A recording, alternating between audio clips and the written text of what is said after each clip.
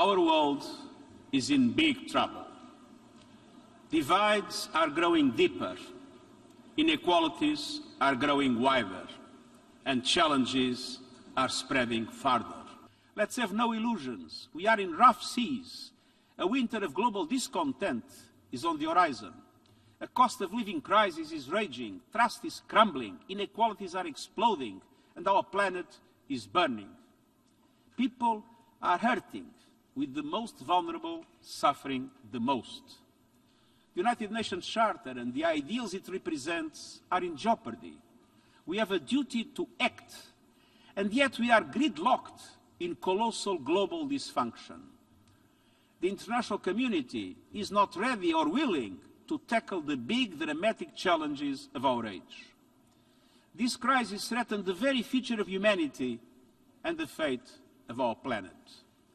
Crises like the war in Ukraine and the multiplication of conflicts around the globe, climates like the climate emergency and biodiversity loss, crises like the dire financial situation of developing countries and the fate of the Sustainable Development Goals, and crises like the lack of guardrails around promising new technologies to heal disease, connect people, and expand opportunity. Once-in-a-lifetime climate shocks may soon become once-a-year events. And with every climate disaster, we know that women and girls are the most affected. The climate crisis is a case study in moral and economic injustice. The G20 emits 80% of all greenhouse gas emissions. But the poorest and most vulnerable, those who contributed least to this crisis, are bearing its most brutal impacts. Meanwhile, the fossil fuel industry is feasting on hundreds of billions of dollars in subsidies and windfall profits, while households' budgets shrink and our planet burns. A once-in-a-generation global cost of living crisis is unfolding, turbocharged by the war in Ukraine. Some 94 countries, home to 1.6 billion people, many in Africa, face a perfect storm. Economic and social fallout from the pandemic, soaring food and energy prices, crushing debt burdens, spiraling inflation, and the lack of access to finance. These cascading crises are feeding on each other, compounding inequalities, creating devastating hardship, delaying the energy transition, and threatening global financial meltdown. Social unrest is inevitable, with conflict not far behind. And it doesn't have to be this way. A world without extreme poverty, want or hunger is not an impossible dream. It is within reach. This is the world envisaged by the 2030 Agenda and the Sustainable Development Goals. But it is not the world we seem to have chosen. Because of our collective decisions, sustainable development everywhere is at risk. The SDGs are issuing an SOS. Even the most fundamental goals on poverty, hunger and education are going into reverse.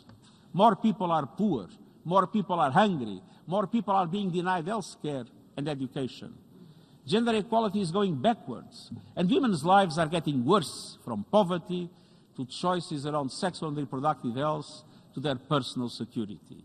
The divergence between developed and developing countries, between North and South, between the privileged and the rest, is becoming more dangerous by the day.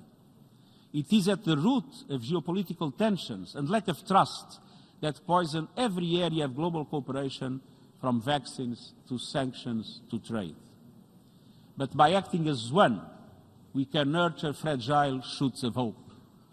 The hope found in climate and peace activists around the world, calling out for change and demanding better of their leaders. The hope found in young people working every day for a better, more peaceful future. The hope found in women and girls leading and fighting for those still being denied their basic human rights. The hope found throughout civil society seeking ways to build more just and equal communities and countries.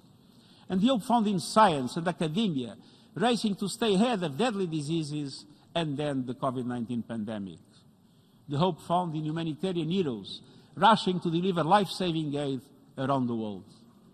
The United Nations stands with them all. We know lofty ideals must be made real in people's lives, So let's develop common solutions to common problems, grounded in goodwill, trust, and the rights shared by every human being. Let's work as one, a coalition of the world, as United Nations. Thank you.